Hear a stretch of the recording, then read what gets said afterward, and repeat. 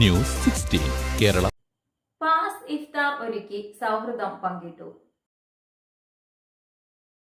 പരപ്പനങ്ങാടി സൗഹൃദ കൂട്ടായ്മ പാസ് ഒരുക്കിയ ഇഫ്താർ വിരുന്ന് വളരെ നിറഞ്ഞ സദസ്സോടുകൂടി അപ്പോളോ ഡിമോറോ ഓഡിറ്റോറിയത്തിൽ വെച്ച് നടന്നു. പരപ്പനങ്ങാടിക്കാരും അവരുടെ കുടുംബാംഗങ്ങളും പങ്കെടുത്ത ഈ ഇഫ്താർ വിരുന്നിൽ സാംസ്കാരിക പരിപാടിയിൽ പാസ് പ്രസിഡന്റ് യൂനുസ് കെ അധ്യക്ഷത വഹിച്ചു.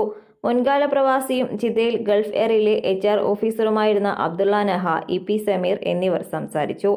സെക്രട്ടറി ഷാഫി ഉള്ളണം സ്വാഗതവും രാജേഷ്, ഹസൻ അഷ്റഫ് ആശംസകൾ അറിയിക്കുകയും നിസാർ നന്ദിയും പറഞ്ഞു.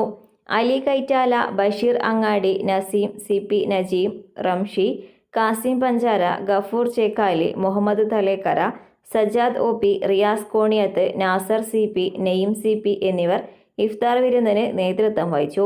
Report Majid KP, 16 news 16 Riyadh. പക്ഷമില്ല, വിവേചനമില്ല. നേരിനൊപ്പം, നാടിനൊപ്പം, നാട്ടുകാർക്കൊപ്പം. News 16 Kerala channel.